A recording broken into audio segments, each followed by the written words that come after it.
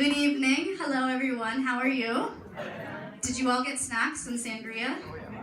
I got mine. Anything worth doing is worth doing drunk.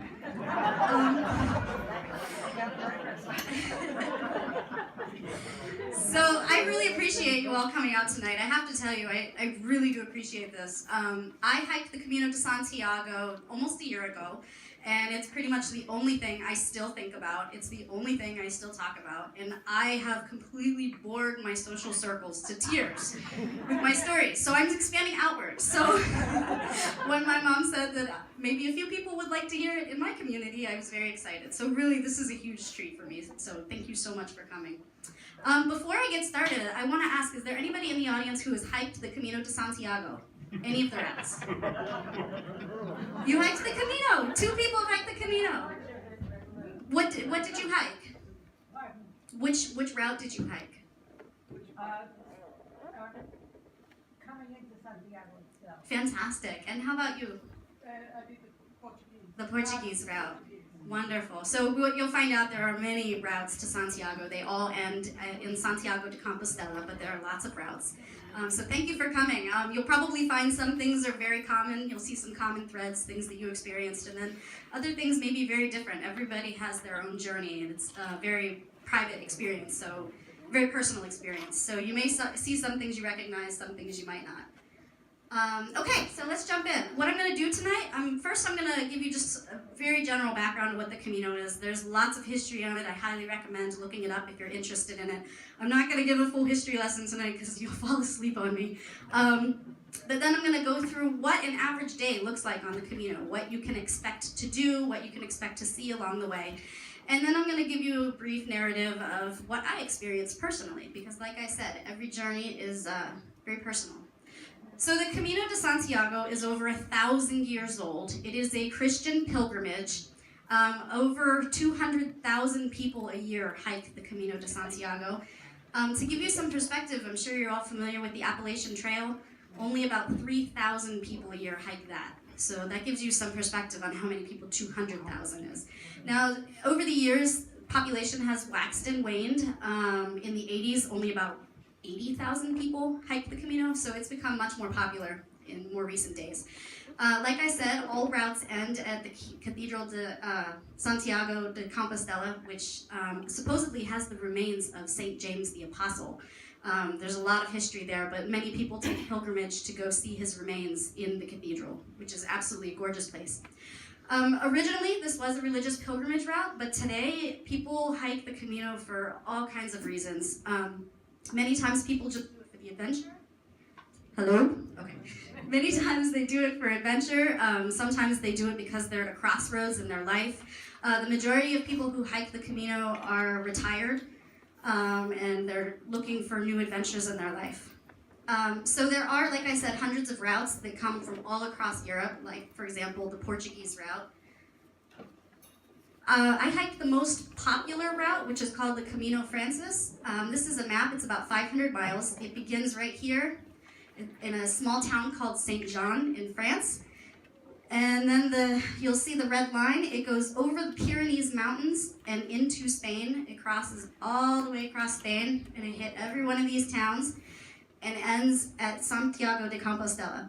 So a lot of people will choose to continue on to the coast. There are 2 very small towns right on the coast called Murcia and Finisterre, which means the end, means the world's end. I took a bus for that.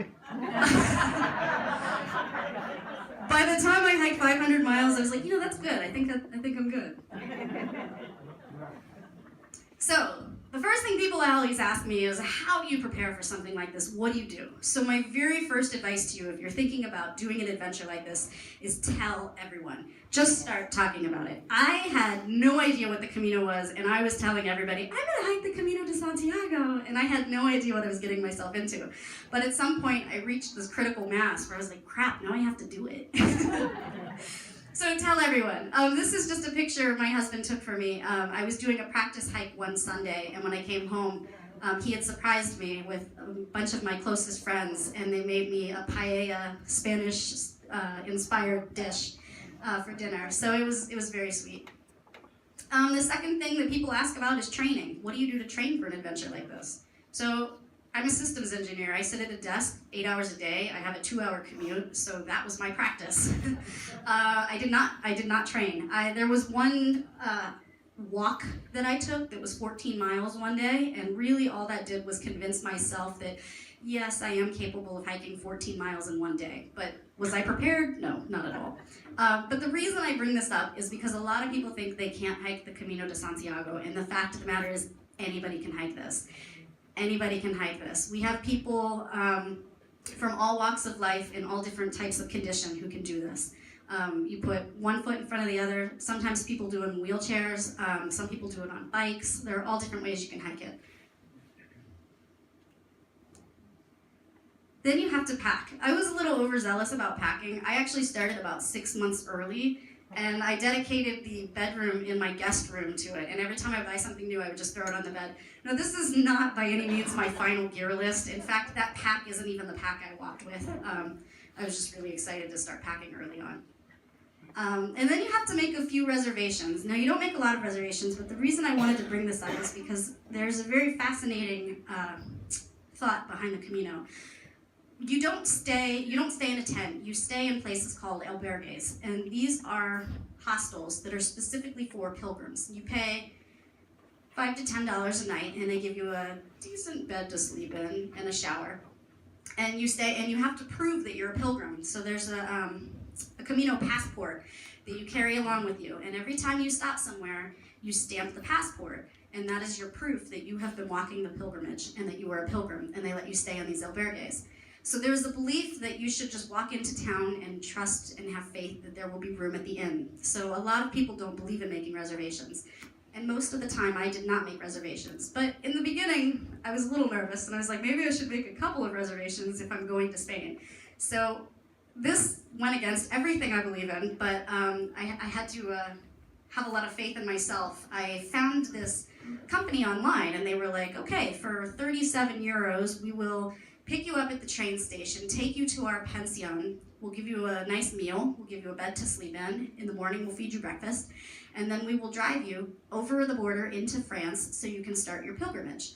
So this is really convenient, and I was very excited about this, but I was also a little nervous, and I was like, well, I don't even know where I'm gonna be. How am I supposed to find you? So the guy sent me this picture. It's a finger pointing to a park bench and a picture of his head. No name, no phone number, no email address, nothing. And this was my first lesson of the Camino. This is actually how it works there. It's an extremely simple lifestyle. But I did find him. His name is Esteban, very nice man, and he helped me through it. So the Camino is said to have 3 stages. As I said, this is a religious pilgrimage. I personally did not go for religious reasons. I was going for the adventure of it.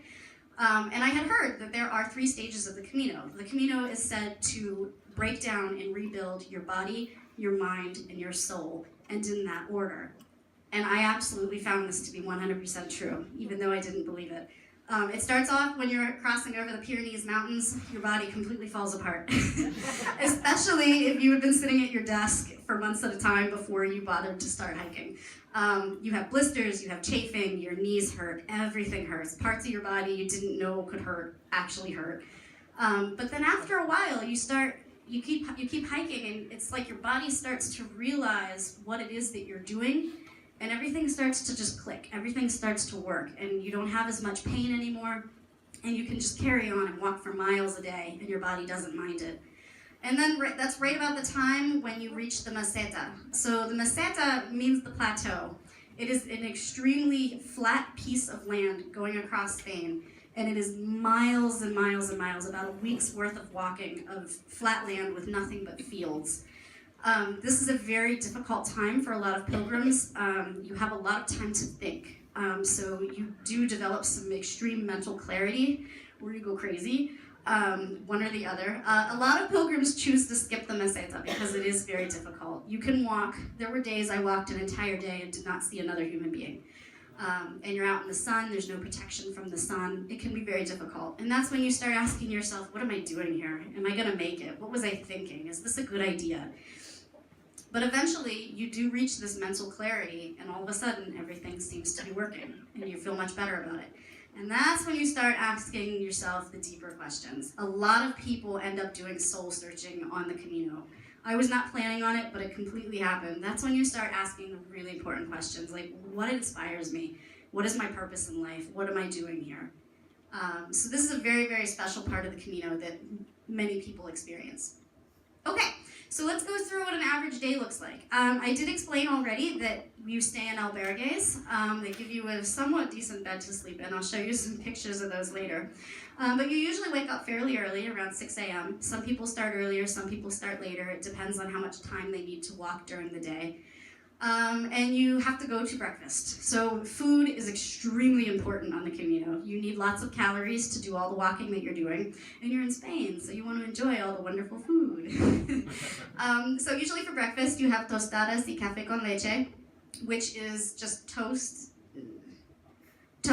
and it means coffee with milk, but I learned that actually those were, I thought I was drinking coffee. Those are double shots of espresso. And I was down in those things all day long. But you'll notice, so down here in this picture, this is a very typical Spanish breakfast. The Spanish do not eat a lot of food. In the morning, you get a piece of dry bread or toast, and you get a little bit of jelly and a little bit of butter. And it was really funny because pilgrims need a lot of calories. So you would see pilgrims with these little plastic containers, the jelly containers, and they'd be licking on the insides, trying to get as much of the jelly as they possibly could. And then, of course, you always have freshly squeezed orange juice, which is amazing. This up here, if you're really lucky, you can get tortilla, which is a very popular dish. It's egg and potato. It tastes absolutely amazing the first 200 times you eat it. I think I threw up the 201st time. And then you begin walking. And this is really the majority of your day. Your day is walking. You just walk. And you pass many fields. There are tons of vineyards and wheat fields in Spain.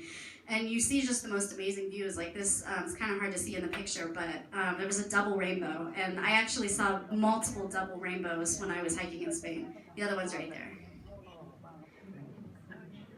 Just gorgeous views. And then you have the architecture. So this is one of many bridges that we crossed, but I like this picture because the guy couldn't get the whole bridge into the picture. It's so long. There were lots of bridges, and the really cool thing about this, the thing that struck me when I was crossing over the bridges is you're walking along and you're thinking about all kinds of things, and it suddenly struck me one day that thousands and thousands and thousands of people have taken these exact same footsteps before me. And there's just something really special about that. And you realize you have something in common with those people. And if you met them, you would want to know who they are and what they do. So not only do you walk through wheat fields and vineyards, but you also walk through towns as you go along. There are many rural towns in Spain. And a lot of them look similar to this. This one was closer to Santiago, so there were many more pilgrims. So you can see a bunch of people walking around. But they're very old buildings, lots of stone, really very quaint. And it was really interesting because you didn't see a whole lot of locals, and I'll talk a little bit more about the locals, but usually the towns were pretty quiet. And then, of course, 3 to 5 kilometers in, you're already starving, and you need second breakfast. Second breakfast is extremely important. And at this point, there's usually more food on the menu available. That is me eating a croissant smothered in chocolate. That is my second breakfast. Also, notice the sunburn. So I put this picture in here because that's a typical second breakfast. That is one of 5 meals that we'll eat throughout the day. Huge sandwiches with cheese and chorizo. That's really the most popular thing to eat there. I included this picture because these red chairs, these are the most exciting things in the world when you're on the Camino. So you are hiking miles and miles and miles all day long, sometimes with people, sometimes by yourself, and sometimes you're bored, and sometimes you're seeing interesting things. But when you see these beautiful red chairs, you get really excited because you know that there's a rest stop coming up, and there's going to be food and drink. This one in particular, this was my trail family at the time. There were actually 5 of us, and you can see the background. We were walking this beautiful green, lush area, and all of a sudden there were those beautiful red chairs, and there was a little cafe. And we ordered our second breakfast, and we all ate. And then at one point, I walked over into the shade, and I took a nap. It was just very peaceful. And then more walking and frolicking in the wheat fields. Yeah, we were pretending like we were swimming in the wheat fields. A sea of wheat, yep. So the locals are amazing people. I really liked the locals because you never quite knew what you were going to get. And you have to imagine 200,000 people walk through these people's yards every single year. And some of them are disgruntled, some of them want nothing to do with pilgrims, and some of them will flat out ignore you, but most of them are very sweet. This particular old man, this was the town, one or two towns just before Santiago. And he pulled me off to the side, picked me flowers, and asked me in Spanish if when I got to Santiago, I would make a donation in his name. And of course I did that. But I thought, how amazing is this man that he has no problems with people walking by his house every single day. And it also made me wonder how many other women he's picked flowers for. That's right. So also, you go to church. There are churches everywhere in Spain. All of the towns have their own church, at least one, sometimes two. Even if you're not a religious person, these places are great for seeking rest. They're always nice and air-conditioned, they're cool, they're peaceful, and the architecture is absolutely astounding. This one is in Burgos. This is one of the most beautiful cathedrals I've ever seen. I can't possibly show you all the pictures. If you go on my blog and watch my 22-minute video, you'll see some more pictures of it. But the architecture and the artwork was amazing. Something that I wasn't really expecting to be taken by, but I really was. But the thing that was exciting about Burgos is there were over 20 chapels inside of the cathedral. It was absolutely enormous. And what they did is they had engineers and architects and artists come in over the century and build each of these different chapels. So they all looked very different, and you could see the artwork change over the centuries. It was really exciting. And then you do more walking. There's nothing significant about this picture except this is a very common pathway that you'll see on the Camino, dirt roads. You also walk on asphalt sometimes, you walk on paved roads, but there's always a path. It's not very difficult to stay on track. This was one of the breaks I was having with one of my trail families. I thought this was an interesting picture because on the left you've got wheat fields and on the right you've got vineyards, and that's pretty much all you eat and drink in Spain is bread and wine. So that was cool that we walked through. And I also realized at that point why wine is so cheap in Spain because we walked through weeks worth of vineyards. Then of course you go to a bar. So the bars and the cafes are all along the way in the Camino. There's especially depending on which Camino route you take. If you take the one that I take, there's a very solid infrastructure for pilgrims. So there are lots of places to stop and get food and drink along the way. Which is what makes it possible to walk so far. Every bar and cafe was very unique. This one in particular, these are two of my trail family members. This particular gentleman, I was sitting there and he asked me, "Do you have a mother?" I was like, "Yes, I do have a mother." And he said, "Hold out your hand." And I held out my hand and he put a necklace in it. And he said, "Give this to your mother, it's been blessed." And he was giving all the women necklaces for their mothers. There's so many stories like that along the way, just absolutely amazing people. And sometimes you would just find a food truck along the way, and there was really nowhere to sit. So you just kind of throw your stuff down, and we have peanuts and beer. It's really all you need, right? But this sometimes you'd be walking along, and I swear to God, this is the most exciting thing you see in the world, when someone spray paints the word bar on the ground. Everybody runs. There are so many animals on the Camino. If you love animals, you will love the Camino. Many of them are domesticated, many of them are wild. There are several Camino books that talk about the vicious wild dogs, and whenever I give presentations, there's always someone who asks about the dogs. What about the vicious wild dogs? That is a vicious wild dog, right there. My husband is petting. That is a vicious feral cat. So the animals are absolutely amazing. They're just like the people. So one of the things that I liked best about the Camino was when you can see your destination off in a distance. When you walk 20 miles a day, there are many times you'll hit a town and it is not your final destination. And it can be really disappointing. On this particular day, I think this was day 6 or day 7, I was really struggling on the Camino, and I didn't think I was going to make it. I was in a lot of pain. I had a partner who was walking extremely fast, and I couldn't keep up with her. and I didn't think I was gonna make it. And you can see in the foreground, it was very dark at the time, and then all of a sudden the sun started poking through the clouds, and it highlighted this beautiful town up on the hill. And that's the town of Saraugi. That was my favorite small town. But that gave me enough energy to keep going and to make it for the rest of the day. So once you make it to your destination, what do? You have to find a bed. So this can be really interesting. There are lots of places that have beds along the way. There are many albergues. But if you're an incredibly slow walker like I was, usually by the time you got into town, they didn't have any room. So I would have to go to 3 or 4 albergues before they had a bed for me. And I always got, oh, we just happen to have the last bed. This particular one was interesting. I was walking with 2 guys, and we went to this one albergue, and these German women were running it. And we asked them, we were like, we need 3 beds. There are 3 of us. And they were like, oh yeah, we have 3 beds up in the attic. And so we passed all of these beautiful beds, and we went up into this attic, and it was just 3 mattresses on the floor. And that right there, that window-looking thing, is actually wide open, and that's the roof of the building. And you can actually see the spider webs over my bed. But this was my favorite place to stay. It had the most character and the most charm. But I was actually really excited because I only had to share a room with 2 other people. And that is so rare on the Camino. That is such a treasure. Some of these albergues hold 500 people.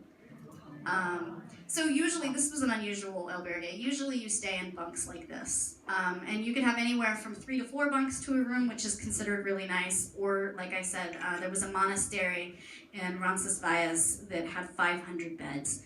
And they put up little, you can't really see it, but like in this quad, for example, where my friends are sleeping, there's a partition on both sides. So it gives you a little privacy when you're changing in the morning, but it does not protect you from the snoring. It does not protect you from the farting. Bring earplugs. I did not sleep the first 3 nights, but after a while you just pass out from sheer exhaustion. So then you have chores to do. You only carry about 2 or 3 outfits if you're luxurious when you're on the Camino, because you have to carry everything on your back, so you want to keep your pack light. So I only had 2 outfits and 1 sundress. So I had to do laundry every day. So this was one of the days I put this picture in here because it was cold, it was wet, it was rainy, and I needed a place to wash my clothes. And some places have washers and dryers, but not all places do. And so this one didn't, and so I found this dirty sink, and it says agua potable, which means drinking water, and I was like, well, if it's good enough to drink, I guess I can wash my clothes in it. So that's where I washed my clothes for the day. And actually the next morning my clothes were still wet, so I had to tie them to the back of my pack and let them dry in the sun. And then of course you need another meal. Even though you've been eating all day, you still need an adequate meal. So sometimes you had family-style meals like this up here. This was really exciting. This was a really cool experience. This was my very first pilgrim's meal, and it was this huge family-style table. And I love this picture because I know every single person in it now. You get to know everybody. Now sometimes it's not family-style. Sometimes you sit at smaller tables, and other times, after a long day of hiking, you don't want a structured meal, or sometimes the towns are so small they don't have structured meals. They don't have restaurants for you to eat in. So in that case, you just go to the supermarket, pick up some food, and you just find a place to hang out with your friends, and you just make dinner. Sometimes the albergues have kitchens, so you can make food. This nice German couple made a very nice meal for everybody that night. But if not, you just buy watermelon and potato chips or something completely random, and you eat that. This is what you get when you ask for a hamburger in Spain. 2 beef patties, 2 eggs, and some french fries. Apparently you can get hamburgers in Spain, but after that experiment, I didn't try again. I said they have hamburgers in Spain, but sometimes when you order them, they don't give you exactly what you were expecting. And then my favorite part of the day is at the end of the day, you have time to visit with your trail family and the people that you meet along the way. And this is the best part of the Camino. It's the people you meet and the experiences you have with people from all over the world. Everyone comes from different places. And it's always exciting to find out which language will prevail, because it's usually, the dominant language is whatever language everybody is speaking is the language that they end up speaking for the night. And this particular day I lost out because the 2 men were German and the 2 women were from Austria. So they were just speaking German all night. They were just chat, and I had no idea what they were saying. But that was okay, because I just sat there and slowly got drunk and just enjoyed the international experience. And it was great, because the next day my hiking partner was like, "Oh, I felt really bad. We left you out of the conversation. You didn't know what you didn't know what we were talking about." And I was like, "That's okay, because I'm probably going to do the same thing to you tomorrow, because you just never know." But that's really the best part of hiking the Camino. You will notice all the drinking. There's lots of wine in Spain. You buy the wine by the bottle, not by the glass, and you only pay 3 or 4 euros for a bottle. It's like $3 or $4 for a bottle of wine. This was later on in the Camino. So another reason I put this picture in here is to remind you, to tell you that you don't have to hike the Camino alone. You don't have to just throw a pack on your back and jump on a plane. They actually have tour groups that you can take. And these people were all on a tour, which is why they're so pretty. Notice this woman here who's all dressed up and has a perfectly manicured fluff ball on the top of her head. The moment I saw her, I knew she was not hiking the pilgrimage that I was hiking. But these people were great, but they were in a tour group. And so what happened is the tour bus would actually pick up their belongings and would ship or bus them from town to town. So all they had to carry was a little water pack on their back. And some of the tour groups, which I found out later on, actually, if for some reason you're hiking and you just don't feel like you can go on anymore, or you're tired or you're bored or you don't want to, they will pick you up wherever you are and take you to the next town. I wasn't a big fan of that, but I did learn that, you have to hike the Camino the way you hike it. Any way that you can get it done, do it. And then journaling. I always took time at the end of the day to journal, and that was the blog that my mom spoke of. I didn't think I was going to blog a lot. I don't want to sit on my phone and thumb away all night, but I actually found that was a critical part of my experience. It was really helpful to reflect at the end of the day on everything that I had been through throughout the day, and now I have this great memory from it. So I highly recommend journaling. And then you go to bed fairly early, around 9 o'clock at night. That's when people usually bed down. If you're hiking over a big mountain, there was one town that we hit by 8:30, the place was dead. And they call that hiker midnight. It's when everybody goes to bed early. Okay, so I'm going to briefly go through my experience, because all I can do is speak to my experience. Everybody has their own journey, but this was mine. So as my mom explained, I hiked the Camino alone, but I was never actually alone. In fact, I met 2 pilgrims at the Boston airport before I even left the country. So I met my first hiking partner in the United States. So the 2 of us started off our first day. I was excited, naive, and soaking wet. We started in the small town of Saint Jean in France.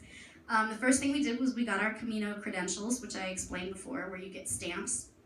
And then we went to the pharmacy. Pharmacies are like candy stores to pilgrims. They are filled with lots of goodies, and you always need remedies, so you're always looking for pharmacies, and they're everywhere on the Camino. You can never have a hard time finding a pharmacy.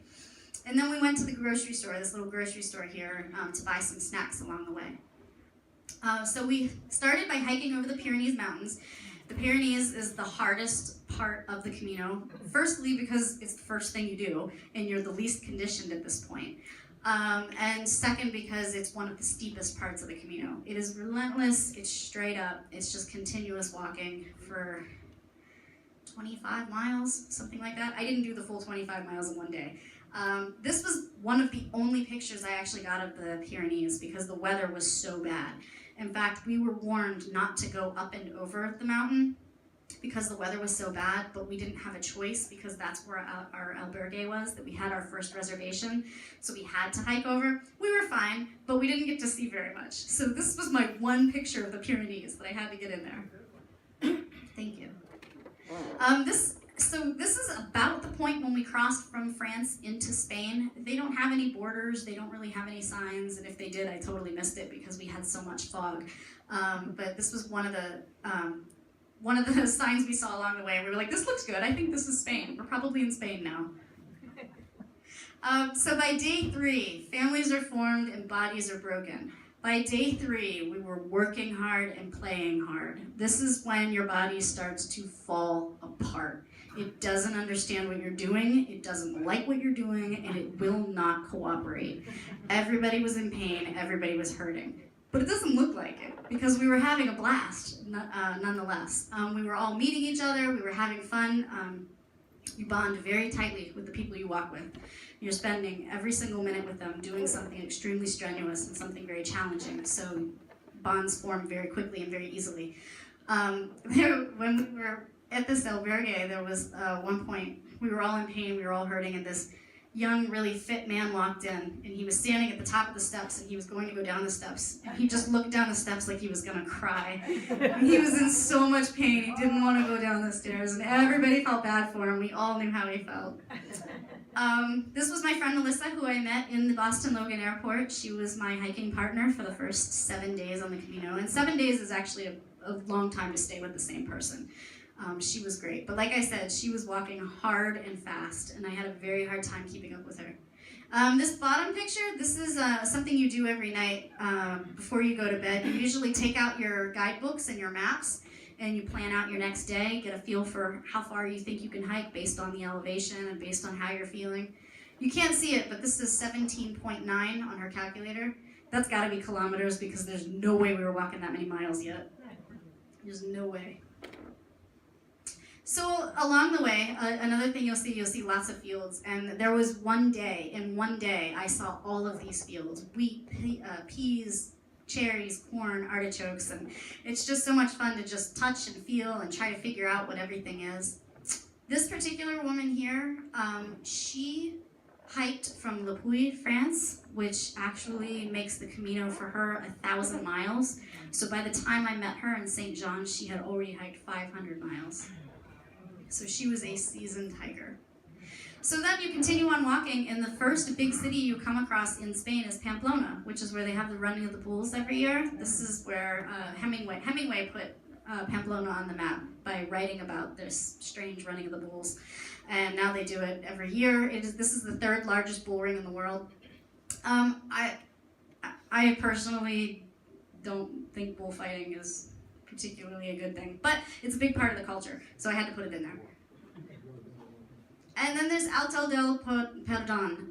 This is a really popular site on the Camino. If any of you have seen The Way, which is a movie, an American movie about the Camino, they walk up to this, and that's when the guy realizes that you could also hike the Camino on a bike, and he gets really mad. He's like, why are we walking this? This is a beautiful view. My hiking partner, Melissa, and I walked up this mountain early in the morning so that we could see this beautiful view. It's actually really hard to jump when you're wearing an 18-pound pack. That's right. So by day 7, I didn't really decide to walk alone. Nobody decides to be alone, but I realized something very important. This is a very important lesson everybody has to learn. You have to hike the Camino at your own pace. You really do, and that is why this is a personal journey. And I was having such a hard time keeping up with Melissa that I almost didn't make it because I was in so much pain, and I just couldn't keep up with her. So very sadly, I had to say goodbye to her, and the two of us went our own way. But you never are alone on the Camino, because I ran into these two guys who I had met the very first day, and we hung out in towns every subsequent night, and we started walking together. And at this point, my Camino completely changed because I had decided I wasn't going to keep up with anybody. I was going to walk at my own pace. And everything completely changed after that. This is a wine fountain. So let me explain. It's free wine flowing like water. Everybody loves this stuff. And I actually brought this cup specifically for the wine fountain, so I was ready. And I filled up my adult-sized sippy cup, and I strapped it to my chest, and I enjoyed it for the rest of my hike for the day. Well, when I was done with the cup, I threw it at the bottom of my pack because I wasn't going to use it for the rest of the trip, and I didn't think anything of it. Well, when I came home and unpacked everything a month later, there was still wine in it. So I used it for cooking.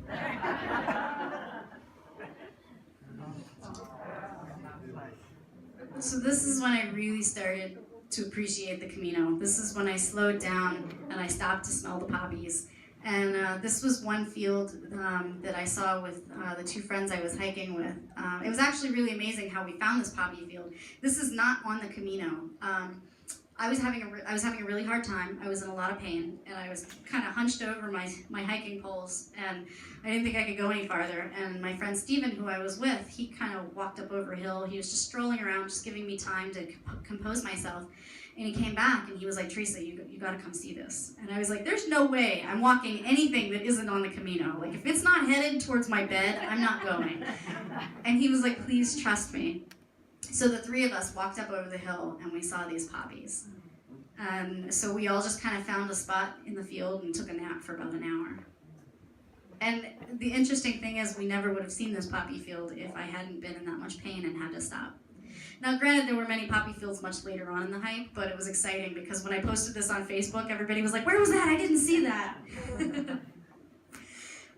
So one of the most exciting parts of your day is when you're walking and you're tired and you're hot and you're sweaty and you just don't think you can go anymore, and you come up over a hill and all of a sudden all of your friends are sitting in this rest area and they hand you a drink or they hand you a snack.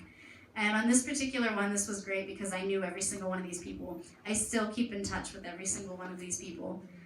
This guy right here who's wearing jeans, he is not a pilgrim. He actually ran the food truck that we were parked by right at this particular stop. And it was his birthday, so he was giving out free candy and free chocolate goodness, and so we had a blast.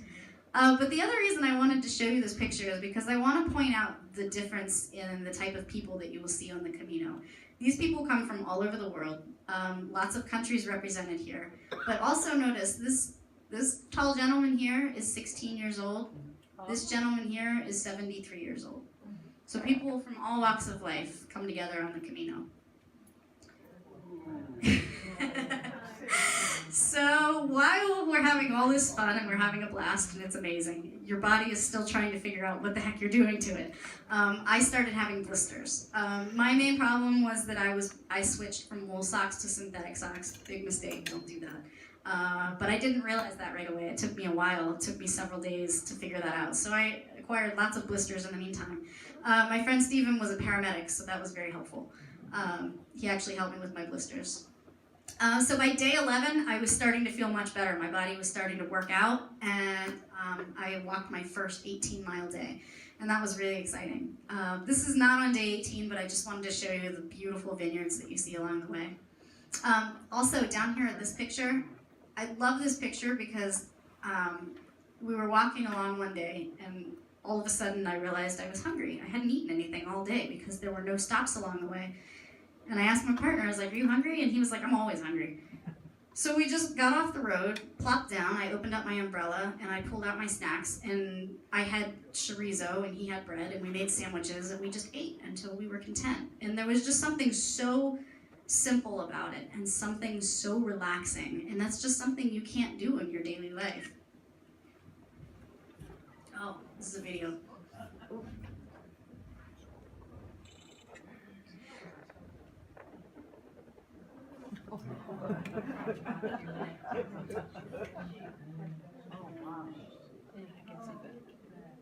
So this was through one of the vineyards we were walking through. We actually got pushed off the road by about 100 sheep and one lazy donkey. Yeah, and notice the dog, one of these dogs, he stood between us, and he did not move until all of the sheep went by. He stayed between us and the sheep. The dogs are very good at their jobs in Spain.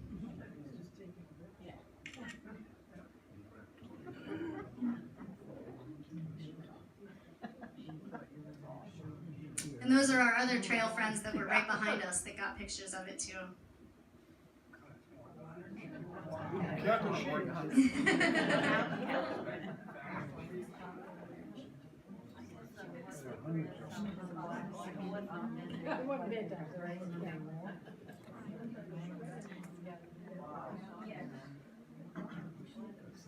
See the donkey in the back?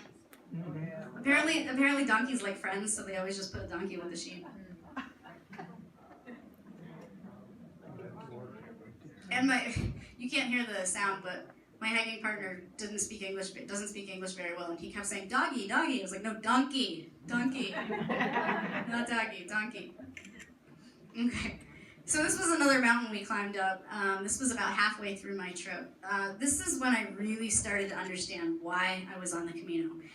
My body was already working for me. I didn't have any major problems. I still had blisters, but I wasn't tired anymore. I was never tired. I could walk up big mountains and I didn't feel any strain in my legs. I couldn't feel the 20% extra weight on my back. I was feeling really good and I was really enjoying it. And I realized that so few people in their regular life have the opportunity to really push themselves, to find out what they're made of, what they're capable of, what they can do with themselves. And that's what was so special about the Camino. You reach this level of self-awareness that you cannot reach in your average life. So once we got to the other side of the mountain, we found the meseta, and that was the plateau that I told you about. And if you can see this path, this stretches for miles. And there was over a week's worth of walking in the meseta. So by day 20, I hit rock stinking bottom. I was having serious problems with my blisters. Even though everything felt good, even though I was able to walk the miles, I was having serious problems with my blisters.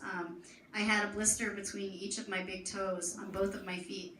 And this actually wraps around to the whole ball of my foot. It was huge. And this picture, this is a German gentleman who saw me sitting with my feet propped up at one of the stops. And he looked at my blisters and he was like, you need aloe. And I was like, that's great, but I don't have any aloe. And he pulled out a plant. And I was like, I don't know why you're carrying an aloe vera plant, but okay. So he pulled it out and he started messing with my feet. And the two of them were trying to fix my feet and trying so hard to make me feel better. And it turns out, actually, he put the aloe vera plant between my toes and told me that I should rest them for half an hour and then take the plant out and let my feet dry for a half an hour and then put my sock on and continue walking. That was actually terrible advice. Wildly creative and very much appreciated, but that was very bad advice.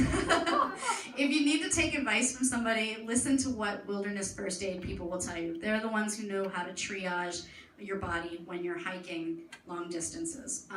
Other treatments are generally for people who plan to sit down and rest their feet. But if you're going to continue to walk on open wounds, it's a very different healing process. So anyway, I hit rock bottom at this point. My feet were in very bad shape, and I realized when I got to town that night that they were close to being infected.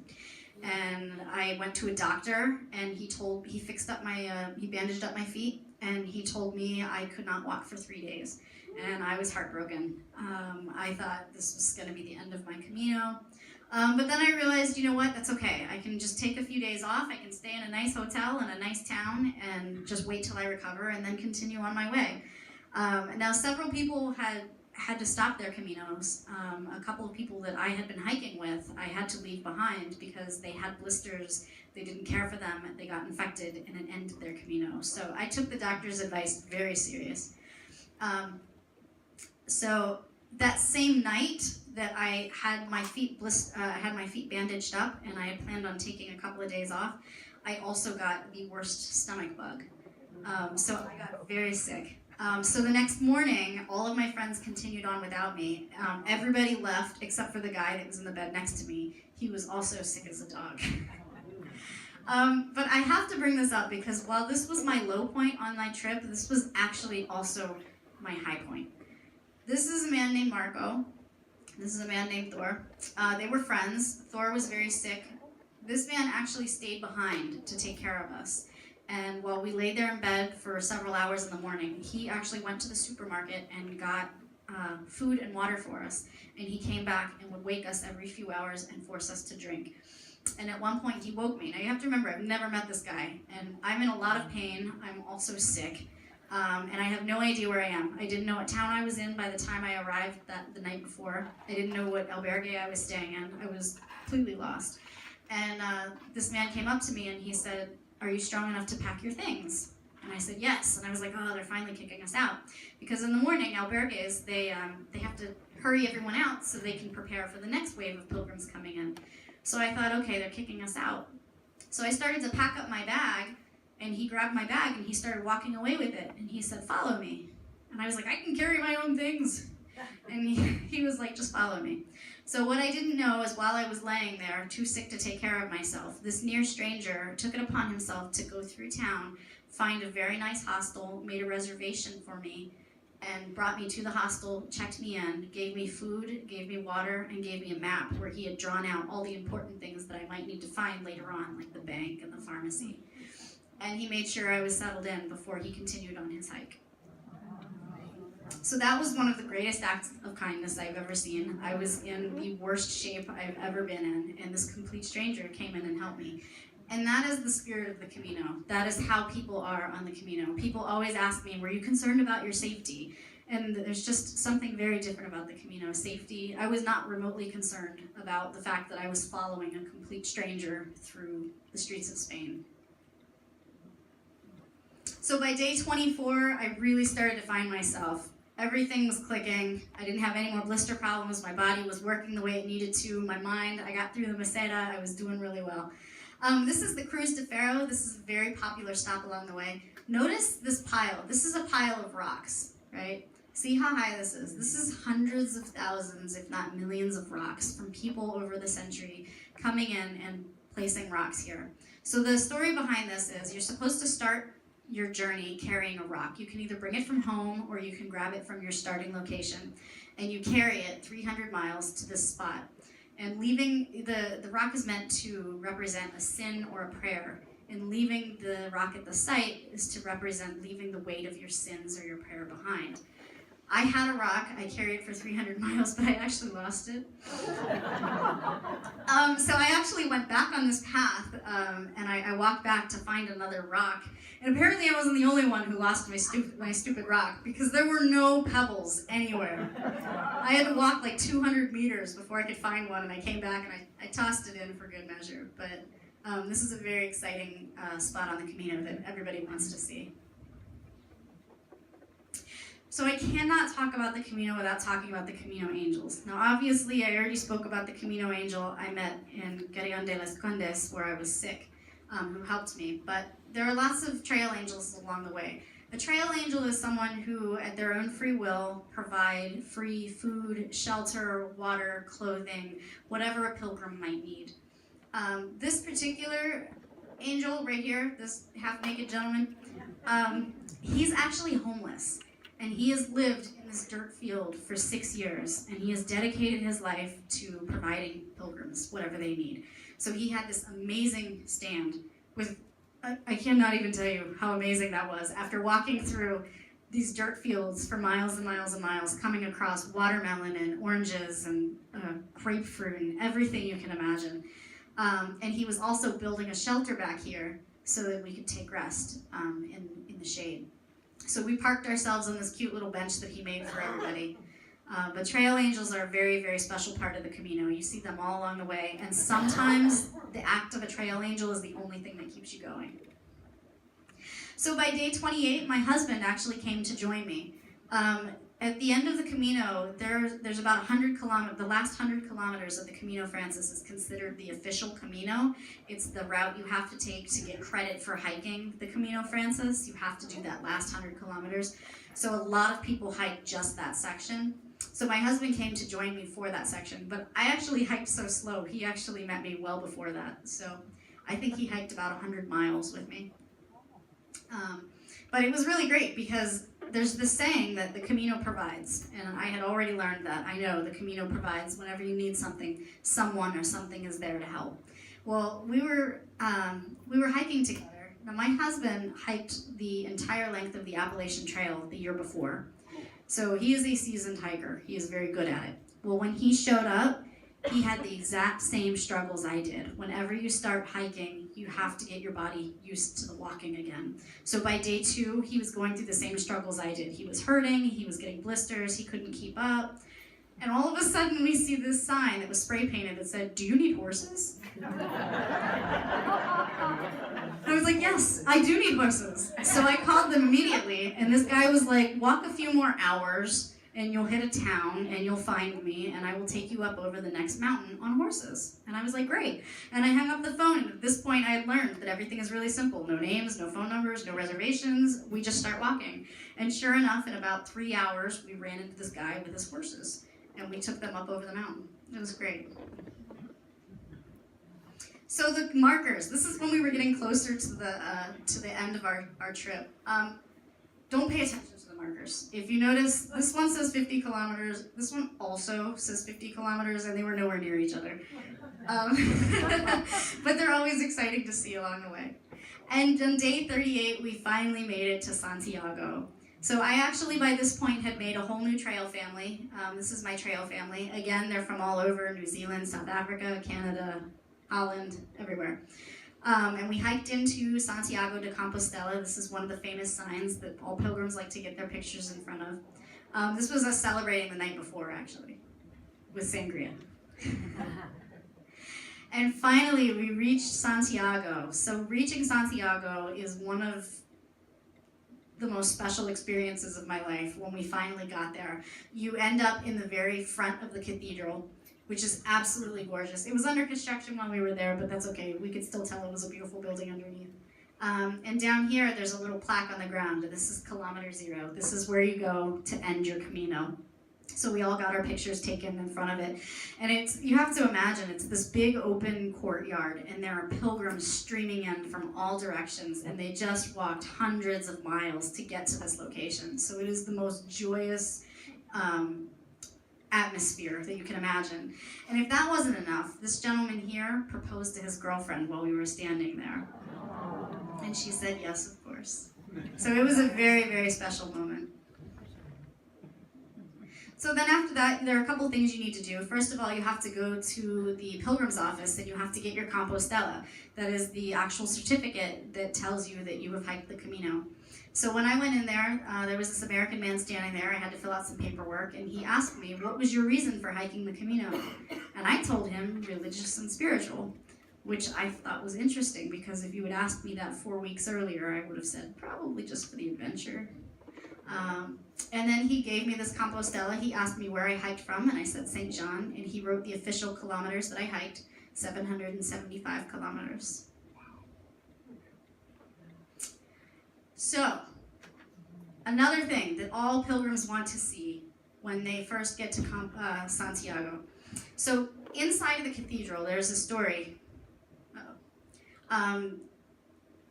A long time ago, before they had albergues everywhere, pilgrims would come from all over the world to hike the Camino de Santiago, and they would end in the cathedral, and they would bed down at night on the floor in the cathedral. So the problem with that is, you have to remember, hundreds of years ago, they didn't have showers in every town, so the people smelled really, really bad. So what they would do is, they would fill this massive 50-pound incense ball called a botafumero, fill it with incense, and hang it over the cathedral, and swing it to try to mask the smell. So now, pilgrims come from all over to come and see this amazing, wonderful event. It's really funny, though, because they act like it's this real sacred thing, but it's like, no, actually, it was really just a cover-up stink. It also happens to be one of the biggest Catholic scams there is, and I'll tell you why. So they only swing the botafumero on Fridays. Now think, pilgrims come in all 7 days of the week, and they get here, and they go to Mass, and they want to see the botafumero swing. If they're not there on Friday, there's a very good chance they won't see it. However, for 500 euros, the Catholic Church would be more than happy to swing it for you. But they won't tell you if anyone's already made the donation. So sometimes they have multiple donations a day to swing this thing. I went to 3 masses trying to see the botafumero, and I didn't see it until I actually saw it, until I actually came back for a 3rd time.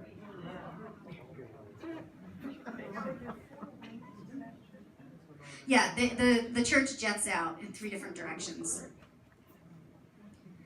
So we actually continued on. My husband and I took a bus to Murcia and to Finisterre. We went to Finisterre first and then Murcia. And then we took a bus back to Santiago on a Friday, so we could guarantee that we would see this. Also, they tell you before they swing this, absolutely no photography, no pictures, nothing. But as you will see, every single person has a phone, everybody has a camera. They're like, we just hiked 500 miles to see this, there will be a record of it. They don't care. But we were told no photography during the mass. After the mass, they told us actually we can photograph. Oh, okay. So someone was told that you can photograph the Botafumeiro. We were actually told not to film it for this one, so that's okay. We did anyway. Lost in translation. Yes. Yeah, I could have just misunderstood it too. So, I do have to mention this. One of the most difficult parts of the entire long distance experience when you're doing a spiritual journey, the most difficult part actually is coming home. The transition back to normal life is extremely difficult. You have several things going on. And this is not just with hiking the Camino. Talking to my husband who hiked the Appalachian Trail and all of his trail friends and all of my trail friends, many hikers experience a very difficult time transitioning back to real life. And they experience it in different ways. But for me, there were three things going on. First, the sudden lack of physical activity. Just like suddenly walking 20 miles is hard on your body, so is suddenly not walking 20 miles. All of a sudden, that sudden lack of physical exertion can very easily push you into a depression. So I struggled with that. Also, the lack of simplicity. I didn't have to make decisions on the Camino. That was what was so wonderful about it. I wore the same clothes every day. The food was there for me. I didn't have to make decisions. All of a sudden, I was like, God, I have to figure out what I'm going to wear today? Like, it was so stressful. And then going back to work, of course, lots of decisions there. That was very difficult. And then the loss of your trail family. You spend all this time with these people and you bond very tightly, and then we all go back to our corners of the world. And we stay in touch when we can, but they were gone suddenly, and it was very hard to deal with. And then finally, when you do an experience like this, you're always looking for what's next, what's next. So I've already planned my what's next. My husband and I will be hiking the John Muir Trail this June. It's only 220 miles, which is half the distance of what I hiked the Camino, but it's twice as hard. Lots of concerns, lots of things to worry about, but I'm very excited, and I'm actually going to be hiking with some of the people that I hiked the Camino with, so I'm very excited about that. So I have a lot of people to thank. First, my friends and my family. They've been extremely supportive through the entire thing. My husband, who inspired me to do this, he came back from the Appalachian Trail, and he was like, Theresa, you have to do something like this. You have to do something amazing for yourself. The two people who I originally met, who told me about the Camino the first time, and who I was like, yeah, no way, never gonna do it, I owe them a huge thank you. To my Camino family, everyone I hiked with along the way. They're very near and dear to my heart. And then to all the trail angels I met along the way. There were some days I didn't think I could make it, and then someone would come up and hand me watermelon, and that watermelon is what kept me going the rest of the day. So if you do want to see more pictures, like I said, I have my blog, theresascamino.wordpress.com. There are lots of pictures there in the video that I took. I also wrote a book. It's currently with publishers, so I'm waiting for that to come out, so I'm very excited. And that's it. Thank you very much.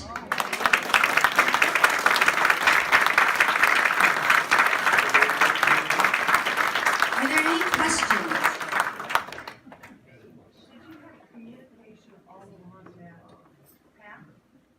So the question was, did I have communication all along the path? So most of the time, no, you do not have communication. You could. I had an international cell phone plan, so if you could find a place with cell phone reception, I could make phone calls. Most of the cafes along the way had Wi-Fi, and that was usually the first question you would ask. You say, Wi-Fi? Wi-Fi? And that was how we stayed in touch with our families back home, so you could email them and keep in touch. I was thinking more for emergencies or something that happened between the two of them. So,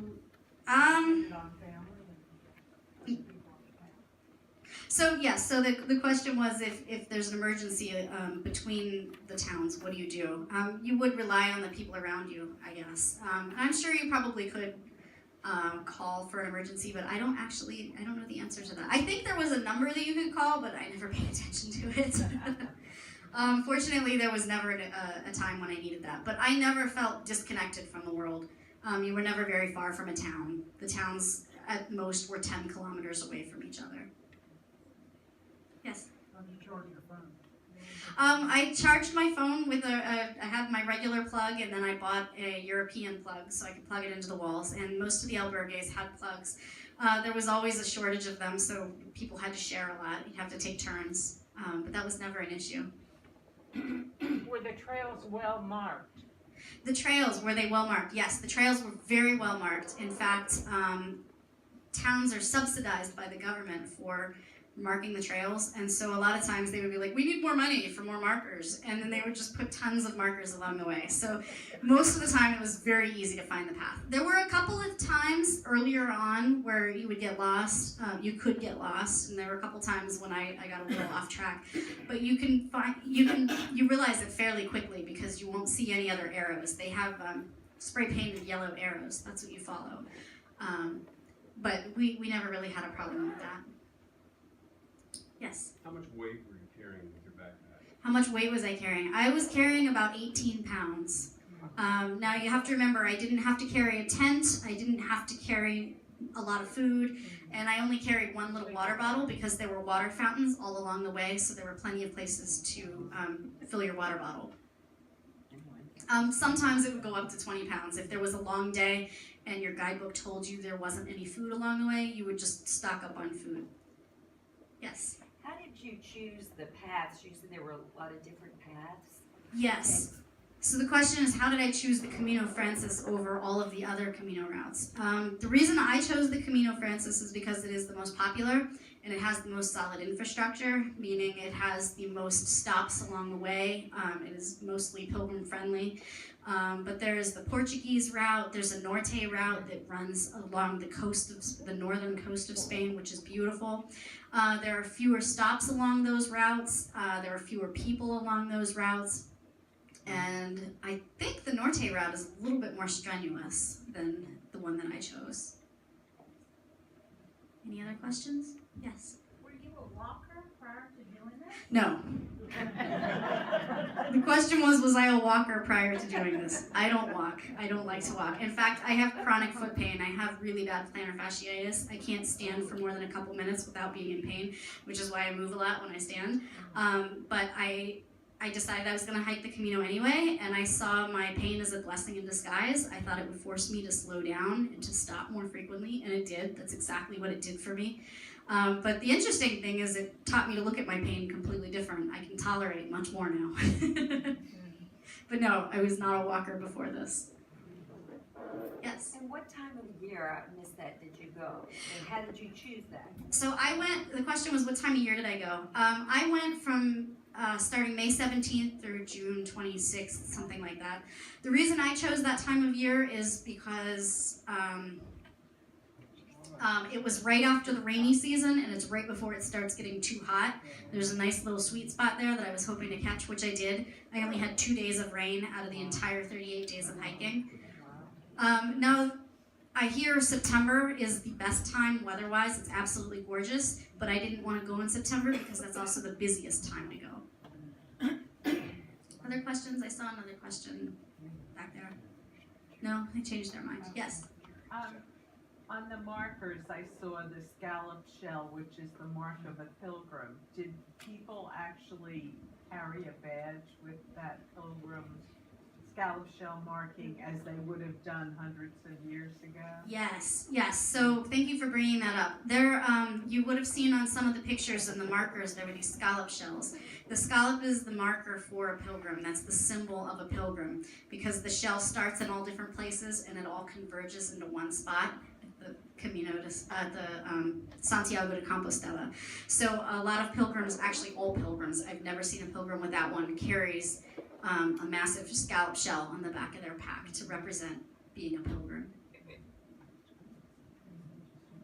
Yes? Do you speak multiple languages, and would you recommend, trying to bone up on Another language or two, like French or Spanish? So the question was, do I speak multiple languages? I took Spanish in high school, and when I went to Spain, I didn't speak a word of it. I don't speak another language. It would have been helpful. I would have had more conversations, and I would have been able to communicate with the locals a lot more. And so sometimes I felt like I was missing out. But you can absolutely hike the Camino and not speak the language. English really is the universal language. Most people speak English. Not only that, but you have to remember crossing over the Spanish territory. You actually hit many different languages. So you hit Basque territory, so they speak Basque there. They don't speak Spanish. And then when you head farther west, you hit Galicia, where they speak Galician, which is entirely different. It's closer to Portuguese than Spanish. So you really don't need to speak another language to communicate with people. And you said you weren't a walker before, so what are you since? You kept walking? I did keep walking, yes. I actually found when I came back from the Camino, part of dealing with the depression and dealing with the sudden lack of physical energy, I had to go to the gym and work out for at least an hour a day on the treadmill. I had to keep moving.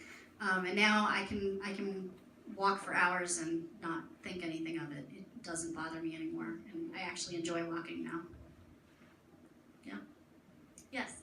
Did you find you lost any weight on the trip? That would be great. So I did, actually. It was really exciting. Despite all of the food and all of the drinking, I lost 5 pounds in the Camino, and I found them all in Barcelona. So in total, not really, no.